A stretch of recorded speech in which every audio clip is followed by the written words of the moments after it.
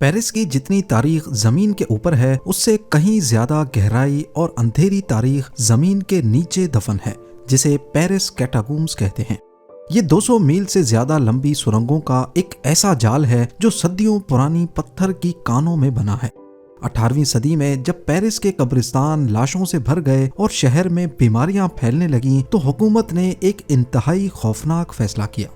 उन्होंने 60 लाख से जायद इंसानी लाशों को कब्र से निकाला और उनकी हड्डियों और खोपड़ियों को इन सुरंगों में लाकर तरतीब से दीवारों में चुनवा दिया।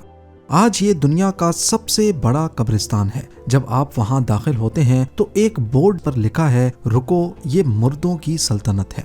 ये सुरंगें एक ऐसी भूल भुलैया हैं कि अगर कोई इनके अनऑथराइज्ड हिस्सों में भटक जाए तो उसका वापस आना नामुमकिन हो जाता है।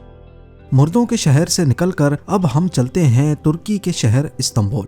इस्तांबुल जो कभी कॉन्स्टेंटिनोपल कहलाता था, 2 बर्रे आज़मों पर बसा है, लेकिन इसका असल राज इसके नीचे दफन है। यहाँ जमीन के नीचे सदियों पुराने पानी के जखीरे हैं जो इतने बड़े हैं कि उन्हें अंडरग्राउंड पैलेसेस कहा जाता है। इनमें सबसे मशहूर है बेसिलिका सिस्टर्न या फिर येरीबतन सरनिजी। ये एक इतना बड़ा अंडरग्राउंड हॉल है कि इसमें 336 बड़े बड़े मार्बल के पिलर्स लगे हैं जो पुराने रोमन मंदिरों से लाए गए थे। यहाँ की फिजा बहुत पुरअसरार है, हर तरफ पानी टपकने की आवाजें गूंजती रहती हैं। लेकिन इस जगह का सबसे बड़ा राज 2 पिलर्स के नीचे छुपे मेड्यूसा के सर हैं। ये मशहूर ज़माना यूनानी देवी के सर उल्टे और टेढ़े रखे गए हैं। तारीखदान आज तक बहस करते हैं कि इन्हें ऐसे क्यों रखा गया। क्या ये सिर्फ 2 पिलर्स को सपोर्ट देने के लिए था या इसके पीछे कोई गहरा राज दफन है। अब बात करते हैं रोम की।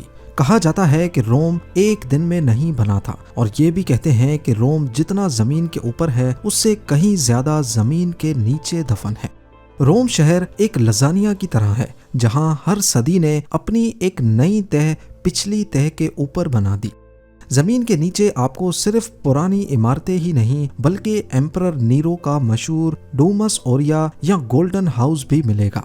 ये इतना बड़ा और आलीशान महल था कि नीरो के मरने के बाद आने वाले बादशाहों ने इसे नफरत की वजह से मिट्टी से भर दिया और इसके ऊपर नए शहर तामीर कर दिए। इसके अलावा रोम के नीचे क्रिश्चियन कैटाकॉम्ब्स का एक पूरा जाल भी है। ये वो तहखाने और सुरंगें हैं जहां इब्तदाई क्रिश्चियंस छुपकर इबादत करते थे और अपने मुर्दों को दफनाते थे ताकि रोमन सिपाहियों के जुल्म से बच सकें। ये सुरंगें भी मीलों तक फैली हुई हैं। आखिर में हम जिक्र करेंगे लंदन का। लंदन के नीचे सिर्फ पुरानी रोमन दीवारें या मेडिवल्स टनल ही नहीं बल्कि एक जदीद अंडरग्राउंड शहर भी है। चर्चिल वॉर रूम्स इसकी बेहतरीन मिसाल है। वर्ल्ड वॉर 2 के दौरान जब हिटलर के जहाज लंदन पर बेपनाह बमबारी कर रहे थे, तब वजीर आजम विंस्टन चर्चिल और उनकी पूरी कैबिनेट ने जमीन के नीचे इन कमरों में पनाह ली थी। ये सिर्फ चंद कमरे नहीं थे, ये एक मुकम्मल सेल्फ सफिशिएंट कमांड सेंटर था जहां से पूरी जंग लड़ी जा रही थी।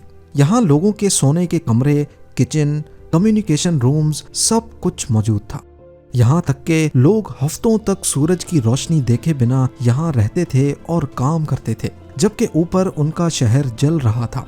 आज भी ये कमरे बिल्कुल वैसे ही महफूज हैं जैसे उन्हें जंग के आखिरी दिनों में छोड़ा गया था।